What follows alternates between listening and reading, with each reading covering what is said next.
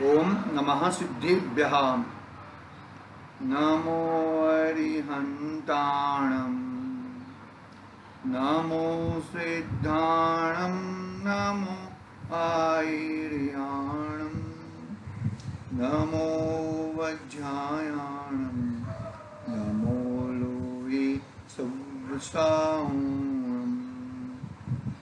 मंगलम भगवान वीरो, मंगलम गौतमो गणी, मंगलम कुंद कुंदार्यो, जैन धर्मोस्तु मंगलम। सर्वमंगल्य मंगल्यम सर्वकल्याणकारकम, प्रदानं सर्वधर्मानं, जैनं जयतु शासनं, जैनं जयतु शासनं। चेतिले चेतन, चेत्या विना चालसे।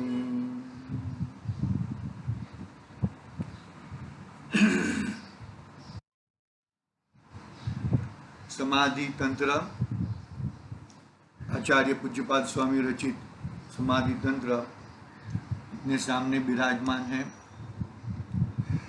अपनी बात यानी कि अपना स्वाध्याय चौथी गाथा के माध्यम से प्रारंभ किया है। आचार्य देव ने आत्मा के 3 भेद बताए। ये लोक में ठसोठस भरे हुए अनंत आत्मा अनंत जीव है। इन अनंत जीवों में 3 प्रकार के भेद हैं, बहिरात्मा, अंतरात्मा और परमात्मा। बहिरात्मा तो बहिर्दृष्टि है, मिथ्या दृष्टि है। अंतरात्मा ने अपने आत्मा को देखा है, अपने आत्मा को अनुभवा है, मैं कौन हूँ, मेरा स्वरूप क्या है। वो अंतरात्मा की 3 भेद कहे हैं, जगन्यम, मध्यम और उत्तम। और परमात्मा के 2 भेद, सकल परमात्मा, निकल परमात्मा। बहिरात्मा में भेद इसके लिए नहीं है कि उसकी दृष्टि बाहर है। मिथ्यात्व के भी बहुत ऐसे भेद है, लेकिन जिसकी दृष्टि ही बाहर है, मूल में ही जिसकी भूल है, उसको अभी क्या बताना, क्या देखना उसके बारे में। मूल में भूल है तो पूरा भूल है। एक घड़ा उल्टा तो सभी घड़े उल्टे ही होते हैं, बराबर है। चौथी गाथा के माध्यम से आचार्य देव ने शंका आशंका खड़ी की है कि सभी आत्माओं में 3 भेद पाए जाते हैं, तो अभव्य तो कभी भी परमात्मा बनने वाला नहीं है, कभी भी अंतरात्मा बनने वाला नहीं है, तो उसमें भेद कैसे घटेंगे। तो वहां पे एक ही शब्द में बता दिया कि वो अभव्य भी आत्मा ही है, और वो द्रव्य स्वरूप से, द्रव्य भाव से उसमें तीनों भाव घटित होते हैं, तीनों पना घटित होता है। भले वो पर्याय में प्रकट नहीं कर सके, वो बात अलग है, लेकिन वो चीज द्रव्यपने, वो चीज मौजूद है। बहिरात्मपना, अंतरात्मपना और परमात्मपना। आत्मा की अपेक्षा से वो भले उसकी पर्याय में वो चीज प्रकट, पर्याय की योग्यता नहीं है, वो बात एकदम सही है, लेकिन वो आत्मा की दृष्टि से वो वहां पर तीनों चीज घटित होती है। फिर ज्ञानावरण, वहां 5 ज्ञान के आवरण है ना, मध्य ज्ञान आवरण आदि, वो भी पढ़ा था हमने। फिर भी वहां से अपने को प्रारंभ करना है, गुरुदेव के माध्यम से भी वो लेंगे हम।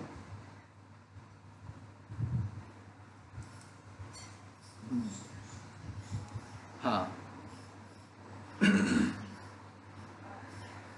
क्या कहा देखो कि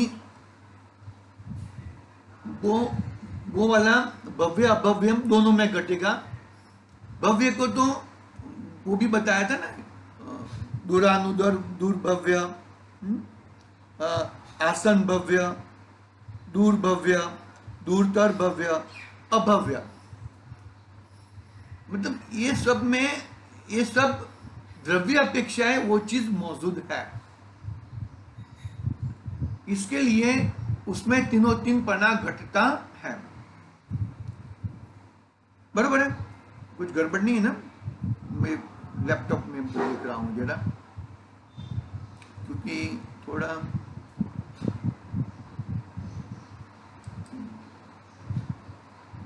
ओके। हाँ, अभी दूसरी आशंका हमने कल पढ़ी थी, वापस मैं पढ़ रहा हूं और उसकी बात करेंगे हम आगे। हाँ, वहां 5 ज्ञान आवरण कर्मों की उत्पत्ति किस प्रकार घट सकती है? केवल ज्ञानादि समाधान, केवल ज्ञानादि के प्रकट रूप होने रूप, केवल ज्ञानादि के प्रकट होने रूप सामग्री ही उसके होती नहीं है। किसको नहीं होती है? अभव्य को। भव्य को भी अभी प्रकट नहीं है, लेकिन भव्य को तो कभी न कभी प्रकट हो सकती है, लेकिन अभव्य को तो कभी प्रकट हो सकती नहीं है। इस कारण उसमें अभव्यपना है। किस कारण अभव्यपना है? कि केवल ज्ञान आदि कभी प्रकट हो सकता नहीं है। अरे सम्यक दर्शन भी प्रकट नहीं हो सकता है। केवल ज्ञान तो बहुत दूर की बात हुई ना। मति ज्ञान, शुद्ध ज्ञान सम्यक नहीं हो सकता, सुमति सुश्रुत नहीं हो सकता। तो क्या कहा? केवल ज्ञान आदि के प्रकट होने रूप सामग्री की उसके होने नहीं है, मतलब होती नहीं है। इस कारण उसमें अभव्यपना है, न कि तद्योग्य द्रव्य के अभाव। द्रव्य में वो ताकत है, क्या कहना? न कि तद्योग्य द्रव्य के अभाव से अभव्यपना है। मतलब द्रव्य में वो ताकत है, द्रव्य में द्रव्य अपेक्षा से उसमें केवल ज्ञान आदि योग्यता है, लेकिन अभव्यपना से आई बात समझ में, पर्याय में प्रकट नहीं हो सकता। द्रव्य की अपेक्षा से वो चीज है। बहुत सारी चीज के उदाहरण ले सकते हैं हम लोग। कल भी लिया था हमने वो स्टूडेंट के माध्यम से। अरे उसको बहुत सारा पढ़ाओ, लेकिन उसको कुछ याद ही नहीं रहता है, तो वो पास होने की योग्यता ही नहीं है। वो उसका लक्ष्य और ही रहता है। बहुत सारे उसको निमित्त मिल जाए, लेकिन फिर भी उसका कल्याण नहीं हो सकता। बरोबर है ना? केवली के आगे भी कोरा का कोरा ही रहता है। बरोबर है, ऐसा है। तो क्या क्या केवल ज्ञान आदि के प्रकट होने रूप सामग्री ही उसको होती नहीं है। इस कारण उसमें अभव्यपना है, न कि तद्योग्य द्रव्य के अभाव से अथवा भव्य राशि की अपेक्षा से सर्वदेहियों का ग्रहण समझना। भव्य राशि की अपेक्षा से सर्वदेहियों का ग्रहण समझना। देखो यहां पर गुरुदेव क्या कहना चाहते हैं इसमें? तद योग्य द्रव्य का अभाव अर्थात अभव्यपना, उसका द्रव्य का अभाव होकर अभव्यपना है, ऐसा नहीं है। द्रव्यपना तो बरोबर है, द्रव्यपना कुछ आगे पीछे गड़बड़ नहीं है, द्रव्यपना तो बरोबर ठीक से चल रहा है। लेकिन कहां पे प्रॉब्लम है फिर? देखो मैं वापस पढ़ता हूं। तद योग्य द्रव्य का अभाव अर्थात अभव्यपना, उसका द्रव्य का अभाव होकर अभव्यपना है, ऐसा नहीं है। द्रव्यपना तो बराबर है, यहां पर तीन बातें समझना है। तीनों प्रकार का सब में आत्मा है। स्वयं दृष्टांत दिया है, तब कहा था कि सर्व जीव है सिद्ध सम, आता है ऐसा दृष्टांत आता है। सब जीव सिद्ध जैसे ही है, अभव्य भी सिद्ध जैसे है। अभव्य भी, क्योंकि द्रव्यपना जैसा द्रव्य सिद्ध भगवान का है, जैसा द्रव्य अरिहंत परमात्मा का है, जैसा द्रव्य सम्यक दृष्टि, हाँ, छठे सातवें गुणस्थान में झूलते मुनिराज, ऐसा ही द्रव्य है। जीव द्रव्य में कोई फर्क नहीं है, बरोबर है। लेकिन अभव्य कभी सिद्ध नहीं हो सकते, पर्याय में सिद्धपना प्रकट कर सकते नहीं है। उसके लिए बस इतना ही लेना है, ज्यादा विस्तार करना नहीं है उसमें। मतलब कभी भी वो सिद्ध नहीं हो सकते हैं। क्यों नहीं हो सकते? क्योंकि वो तत्समय की योग्यता ऐसी पक सकती नहीं है, बरोबर है। द्रव्यपना, द्रव्य स्वभाव का सत्वपना तो केवल ज्ञानमय है। द्रव्यपना, द्रव्य स्वभाव का सत्वपना तो केवल ज्ञानमय है। उसे केवल ज्ञानावरणीय का निमित्त का आवरण कहने में आता है, बरोबर है। मुझे केवल ज्ञान की प्राप्ति क्यों नहीं, कि केवल ज्ञानावरणीय की निमित्त का आवरण है, बरोबर है। केवल ज्ञानावरणीय न हो तब तो केवल ज्ञान नहीं होगा। केवल ज्ञानावरणीय है तो उसका अर्थ क्या हुआ कि शक्ति स्वभाव में केवल एक का ज्ञान पूर्ण होने के योग्य है, ऐसा उसका स्वभाव है, बरोबर है। देखो क्या कहते हैं आगे, केवल ज्ञानावरणीय किसको है, कि जो भव्य है, भव्य है, लेकिन अभी वर्तमान में केवल ज्ञान प्रकट नहीं है। केवल ज्ञान का आवरण, केवल ज्ञान के ऊपर आवरण मौजूद है, इसके लिए केवल ज्ञान नहीं। तो अभव्य को तो केवल ज्ञानावरणीय है ही नहीं। क्यों नहीं है? क्योंकि उसको केवल ज्ञानावरणीय किसको मौजूद है, कि जिसको कभी ना कभी केवल ज्ञान की प्राप्ति हो सकती है, बरोबर है। लेकिन जिसको केवल ज्ञान की प्राप्ति नहीं हो सकती है, तो उसको केवल ज्ञानावरणीय कहां से होएगा? उसको तो कुमति, कुश्रुत और कुअवधि तक ही वो हो सकता है, इसके आगे वो जा सकता नहीं है।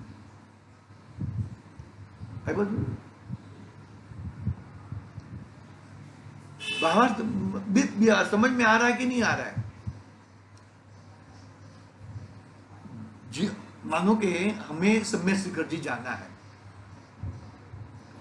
अभी जिसी को मानोगे ट्रेन में बैठ गए, सम्यक शिखर जी की ट्रेन में बैठ गए, भाई कितना दूर है? भाई थोड़ा ही दूर है। तो तब तत्समय की उतने समय के लिए उसका सम्यक शिखर जी का ऊपर आवरण है, मतलब पहुंच जाएगा 2 घंटे में, 2 दिन में, 3 दिन में पहुंच जाएगा। तो उसको तत्समय का सम्यक शिखर जी का आवरण है, बरोबर है। लेकिन कोई दूसरे ट्रेन में बैठ गया है, तो वो उसको क्या सम्यक शिखर जी कब मिलेगा? अरे भाई उसको सम्यक शिखर जी आने का संभव ही नहीं है उसको, तो उसको केवल ज्ञानावरणीय हो ही नहीं सकता। क्यों नहीं हो सकता? क्योंकि भाई उसको केवल ज्ञानावरणीय किसको हो सकता है, कि जिसको कभी ना कभी केवल ज्ञान की प्राप्ति हो सकती है, उसको केवल ज्ञानावरणीय है। लेकिन अभव्य को पर्याय की अपेक्षा से बात चल रही है, द्रव्य अपेक्षा से तो है, द्रव्य अपेक्षा से वो आत्मा में केवल ज्ञान प्राप्त करने की शक्ति है, लेकिन योग्यता नहीं है। पर्याय में योग्यता ऐसी नहीं है, समझ लेना बात को। मतलब उसको केवल ज्ञानावरणीय क्यों नहीं है? क्योंकि केवल ज्ञान प्राप्त करने की शक्ति नहीं है, बरोबर है। आगे की शंका पढ़ता हूं मैं, देखो हाँ, तो अथवा भव्य राशि की अपेक्षाएं सर्वदेहियों का ग्रहण समझना। किसको? मतलब केवल ज्ञानावरण किसको होता है? भव्य जीव को होता है, उसको पर्याय में केवल ज्ञान की प्राप्ति करने की योग्यता है। लेकिन अभव्य को केवल ज्ञानावरणीय नहीं हो सकता, क्योंकि उसको कभी न कभी भी उसको केवल ज्ञान की प्राप्ति नहीं होएगी। बरोबर। आगे की शंका में पढ़ता हूं, फिर आगे की बात देखेंगे। देखो, तो सर्वज्ञ में परमात्मा का ही सद्भाव होने से और उनमें बहिरात्मा तथा अंतरात्मा का असद्भाव होने से उसमें सिद्ध में 3 प्रकार का आत्मा का विरोध आएगा। क्या प्रश्न किया है, जरा समझ लेते प्रश्न को, उसकी बात कल करेंगे। क्या कहते, देखो, सर्वज्ञ, तो सर्वज्ञ में परमात्मा का ही सद्भाव होने से और बहिरात्मा तथा अंतरात्मा का असद्भाव होने से उसमें 3 प्रकार का विरोध आएगा। ऐसे सम्यक दृष्टि को भी, छठे 7वें गुणस्थान में झूलते मुनिराज को, उसमें बहिरात्मपना का अभाव है। बात समझ में, प्रश्न क्या किया, शंका क्या खड़ी की है। सर्वज्ञ भगवान क्या हो गए हैं, अंतरात्मापना भी छूट गया है और बहिरात्मापना भी छूट गया है, परमात्मापना प्रकट हो गया है। तो उनमें ये अंतरात्मा और बहिरात्मापना का सिद्ध कैसे आएगा, विरोध आएगा, वो बात कल करेंगे। आज के लिए इतनी बात करते हैं, थोड़ा समय कम है आज के लिए, कल देखेंगे। समझ में आया, प्रश्न समझ में आया कि नहीं आया भाई? जो 12वीं कक्षा पास हो गया है, 12वीं में पास हो गया है, तो उसको 11वीं 9वीं 10वीं का नहीं है, उसमें नहीं है, तो वो तो विरोध आएगा। उसका समाधान कल हम सुनेंगे। बराबर। जिसने सुपरलेटिव प्राप्त कर लिया है तो उसके नीचे की अवस्था उसमें नहीं है, तो उसमें विरोध आएगा। उसका समाधान आचार्य देव किस प्रकार से देते हैं, उसकी बात प्रभाचंद्र देव कैसे देते हैं, उसकी बात कल करेंगे कि टीका और शंका आशंका प्रभाचंद्र देव की है। निज निधि निज में बताई यह अनंत उपकार।